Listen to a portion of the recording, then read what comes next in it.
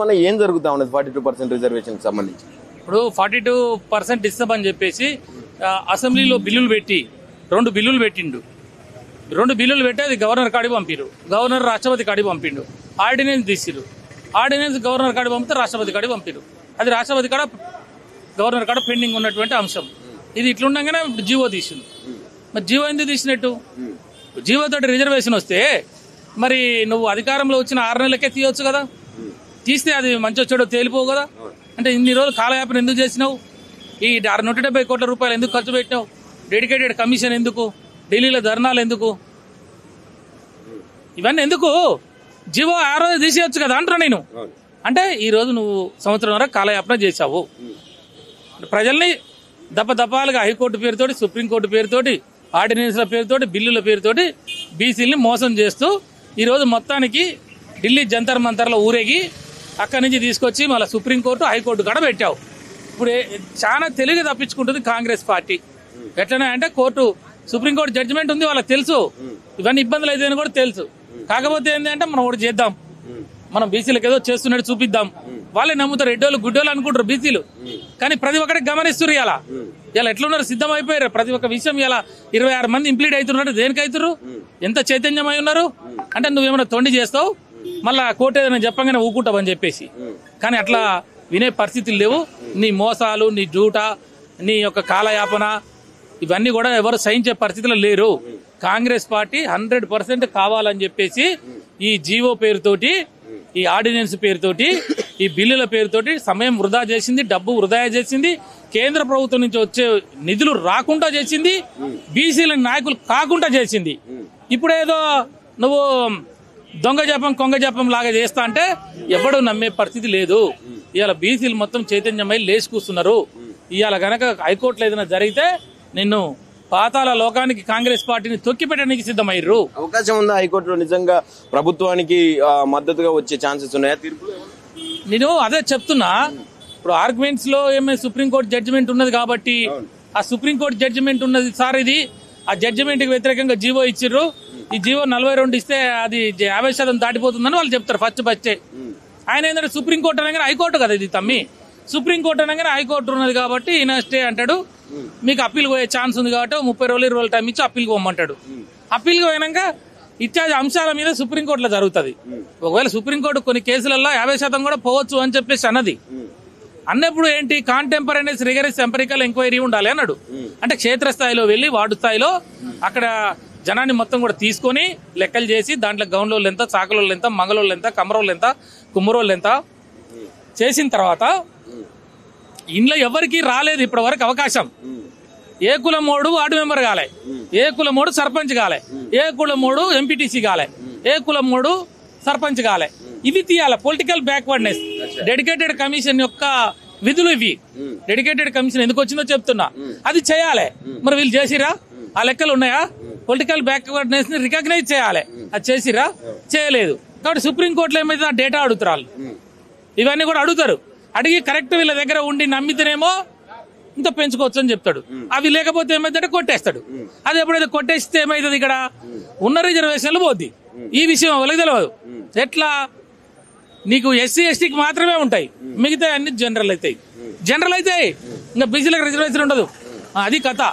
మధ్యప్రదేశ్లో అట్లయితేనే మళ్ళీ వచ్చి సింగిల్ మెన్ కమిషన్ వేసుకొని మళ్ళీ చేసుకొని సుప్రీంకోర్టులో రివ్యూ పిటిషన్ వేసి దండం పెట్టి దశనాకులు పెడితే మళ్ళీ దొరికింది. కాబట్టి కొండ నాలుగకి మందేస్తే ఉన్న నాలుగే ఊడగొట్టే ప్రయత్నం జరుగుతా ఉంది. ఇవాళ వాళ్ళు కావాలని చెప్పేసి ఒక ప్లాన్ ప్రకారం తెలంగాణలో బీసీ సమాజానికి అన్యాయం చేయబోతుంది కాంగ్రెస్ పార్టీ. యాక్చువల్ గా కాంగ్రెస్ పార్టీని బీసీలకు న్యాయం చేసే దిశగా ప్రయత్నిస్తా ఉన్నది. కావాలనే కొంతమంది దీని మీద కేసులు వేసి ఇక్కడ దాకా తెచ్చిరు, ఇప్పటిదాకా అయినా కూడా బీసీలకు న్యాయం చేసే దిశగానే మేము ప్రయాణం చేస్తామని చెప్పి కాంగ్రెస్ పార్టీ చెప్తా ఉన్నది కదా. ఇప్పుడు వాళ్ళు చెప్పడానికి ఏముంది, నువ్వు ఒక చేత జీవో ఇస్తేవి, ఇంకో చేత నీ మనసులతో వేపిస్తేవి. వాడు నీ కులపోడే కదా, నీ కులపోలే కదా. మరి నువ్వు పిలిచి మాట్లాడినావు వాళ్ళతోటి? మంచి కోసమో నువ్వు మాట్లాడలే కదా. అంటే నీ పార్టీ వాళ్ళు ఒక చేత ఇచ్చినట్టు చేయాలి, ఒక చేత వాళ్ళతో ఉసుకు అనాలి. అంటే నువ్వు వాళ్ళకి కేసులు వేసిరి. మరి నువ్వు న్యాయం చేస్తున్నావా అన్యాయం చేస్తున్నావా? నిజంగా న్యాయం చేసేవాడైతే ఆ రెడ్డిలు ఇద్దరిని పిలిపించి నువ్వు మాట్లాడవచ్చు. పెద్ద విషయమా? ఎందుకు పోయిర్రా? మీకు బుద్ధి అన్నం తింటుర్రా, గడ్డి తింటుర్రా మీ కడుపుకి? వాళ్ళు ఏమైనా మన అవకాశాలు అడుగుతుర్రా, మన అన్నం అడుగుతురా? వాళ్ళకి రావాల్సిన అన్నం అడుగుతురు. వాళ్ళకి రావాల్సిన అవకాశాలు అడుగుతుర్రు. మీకు బుద్ధి జ్ఞానం ఉండొద్దురా? మీకు అన్నం తింటురా, కంపలంబడి గడ్డి తింటుర్రా మీరు? 50 సంవత్సరాలుగా అన్యాయం జరిగింది, మొత్తం మనమే తిన్నాము. మనమే ముఖ్యమంత్రులు అయితే, మనమే మంత్రులం అయితే, మనమే ఎమ్మెల్యేలం అయితే, మనమే చైర్మన్లం అయితే. మన దగ్గరనే భూమి ఉండే, మన దగ్గర రియల్ ఎస్టేట్ ఉండే, మన దగ్గరనే ఫ్యాక్టరీలు ఉండే, మన దగ్గరనే బంగారం ఉండే. బీసీలను బిచ్చగాళ్ళని చేస్తే వాళ్ళకి అన్నం పెట్టి, మందు పోసి, మాంసం పెట్టి వాళ్ళని ఓట్లు వేయించుకుంటే వాళ్ళ ఆ హక్కుల్ని, వాళ్ళ అవకాశాలను మన అన్నమంతా లాక్కొని తింటాం కదరా 50 ఏళ్ళు. మరి ఇలా వాడు అడుగుతుండు తెలివి వచ్చింది అని చెప్పేసి వాడిని కూసపెట్టి వీడు అడగాలి కదా. మరి ఏడు అడిగిండు? ఎవడు అడగలే. పైగా ఏంటంటే మీ మీద ఉద్ధరిస్తున్నామని చెప్పేసి అంటుర్రు. ఏడో ఉద్ధరిస్తున్నావు? ఉద్ధరించేవాడిని అయితే ఇవి చేయాలి. ఇవి చేయకుండా ఓ పక్కన నువ్వు వాళ్ళని ఉసుకు అంటూ అక్కడ కేసుల ద్వారా ఆపాలని ప్రయత్నం చేస్తూ, ఆడ భారతీయ జనతా పార్టీ ఇవ్వట్లేదు కాబట్టి నన్నేం చేయమన్నావు, ఈడ హైకోర్టు ఇవ్వలేదు కాబట్టి నన్నేం చేయమన్నావు, ఇంకా నేను ఇచ్చేది ఉంటే నేను పార్టీ పరంగా ఇస్తానంటాడు. పార్టీ పరంగా నీకు ఈ వేషాలన్నీ ఎందుకురా? ఇన్ని రోజులు ఎందుకురా? 170 కోట్ల రూపాయలు ఎందుకు ఖర్చు పెట్టిర్రు? డెడికేటెడ్ కమిషన్ ఖర్చులు తమ్మి 170 కోట్లు ఖర్చు పెట్టారు సర్వేకి. దేనికి మరి నువ్వు 170 ఖర్చు పెట్టి మిగిలిచ్చింది ఏంటంటే బీసీలు 10% తక్కువ చేసి చూపించిండు. ఆడ కూడా ఓసీలని పెంచి చూపించిండు. ఈడబ్ల్యూఎస్ రిజర్వేషన్ కి మిగిలినకి చేశాడు, వీళ్ళకేమో తక్కువ చేశాడు. అట్లా కూడా మోసమే. ఇప్పటికీ ప్రభుత్వం అంటే హైకోర్టులో వాదనలు విన్న తర్వాత, విచారణ జరిగిన తర్వాత తీర్పు ఒకవేళ ప్రభుత్వానికి విరుద్ధంగా వస్తే ప్రభుత్వం నెక్స్ట్ స్టెప్ ఎట్లా ఉండబోతా ఉన్నది? అంటే ఇప్పుడు ఎలక్షన్స్ ఆగుతాయా, లేదంటే పాత పద్ధతిలో ముందరికి పోయే అవకాశం ఉన్నదా? ఎట్లా అనుకోవచ్చు? ఇప్పుడు అంటే ఇక్కడ పోతే ఇంకో ఛాన్స్ ఉంది. మనకు సుప్రీంకోర్టు ఉంటది కదా, అప్పీల్కి వెళ్తారు, కంపల్సరీ వెళ్తారు. మనం కూడా ఆ రోజు అప్పీల్కి వెళ్ళాం. సుప్రీంకోర్టులో కాదు అన్నప్పుడు మాత్రమే వీళ్ళు ఎలక్షన్కి వెళ్తారు. ఎట్టి పరిస్థితిలో వెళ్ళరు. ఎందుకంటే ఈయన కాదంటే నీకు సుప్రీంకోర్టు ఉంది కదా. సుప్రీంకోర్టు 100% సుప్రీంకోర్టు వెళ్ళాలి. వెళ్ళకపోతే దొంగలు అవుతారు, వెళ్ళకపోతే దోషులు అవుతారు, లంగాలు అవుతారు, జనం వెంబడబడితే అంటారు కాంగ్రెస్ వాళ్ళని. కాబట్టి వాళ్ళు కూడా వెళ్తారు. అక్కడ ఏం శచభిషలు ఏం లేవు. ఇక్కడ పోతారు, ఇక్కడ ఆర్గ్యుమెంట్ చెప్తారు. కానీ ఆడ కాదు అని తెలిసినాక వీళ్ళు ఏచమెత్తురు. మా బాధ అంతా ఏంటంటే అక్కడ ఎందుకంటే ఒకసారి చెప్పినారు కదా, ఆర్టికల్ 141 ప్రకారము సుప్రీంకోర్టు ఒకసారి ఒక జడ్జిమెంట్ ఇస్తే అది ఫైనల్ భారతదేశం మొత్తం. అర్థమైందా?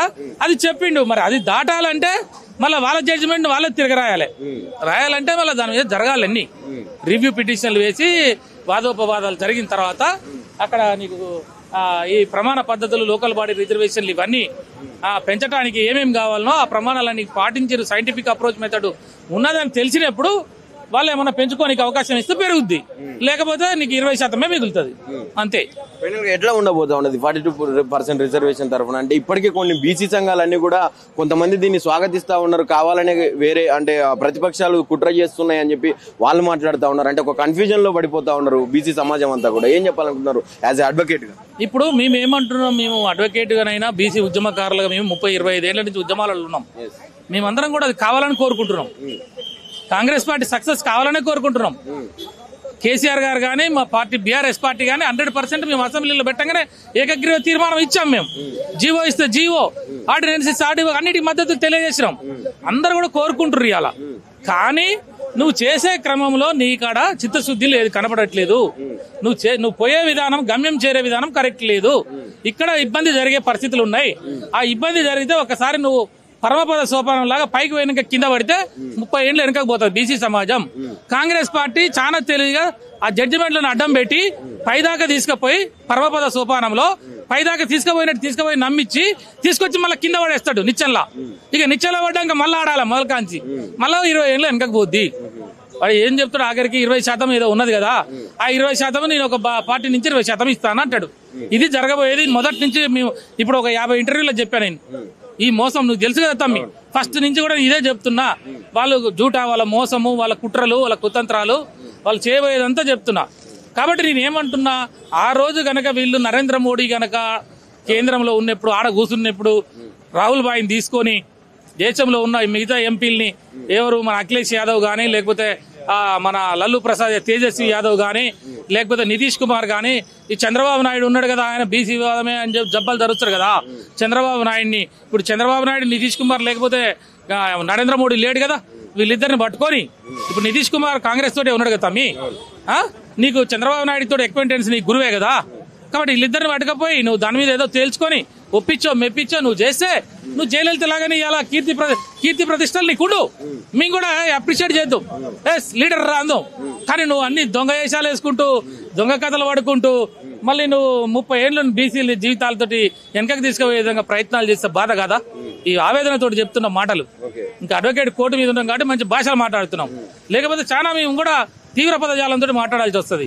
కాబట్టి ఇప్పటికైనా కాంగ్రెస్ పార్టీ ఈ రోజు ఏదైనా జరిగి అడ్వర్స్ ఆర్డర్ గనక ప్రభుత్వానికి వస్తే సుప్రీంకోర్టులో కేసు ఎట్లా నిలబడాలనో, అక్కడ గతంలో బీహార్లో ఫెయిల్ అయిన విషయం కానీ, కాంతరాజన్ కమిషన్ కర్ణాటకలో కానీ, చెన్నైలో జస్టిస్ జనార్దన్ కమిషన్ కానీ వాళ్ళందరినీ తెప్పించుకోండి, కూర్చోండి. సీనియర్స్ ఎవరున్నారు కమిషన్లో పనిచేసిన వాళ్ళు, సుప్రీంకోర్టు అడ్వకేట్లు ఎవరు, ఈ రిజర్వేషన్ల మీద కొట్లాడిన వాళ్ళు ఎవరు, సక్సెస్ అయిన వాళ్ళు ఎవరు, అవన్నీ కూర్చొని సుప్రీంకోర్టులో సక్సెస్ అయ్యి మీరు ఎలక్షన్ పెట్టాలి. కానీ సుప్రీంకోర్టు ద్వారా నువ్వు 42% రాకుండా, నువ్వు 9th షెడ్యూల్లో పెట్టకుండా కనుక చేస్తే కాంగ్రెస్ పార్టీ 25 సంవత్సరాల తెలంగాణ నుంచి బహిష్కృతం కాబడుతుంది.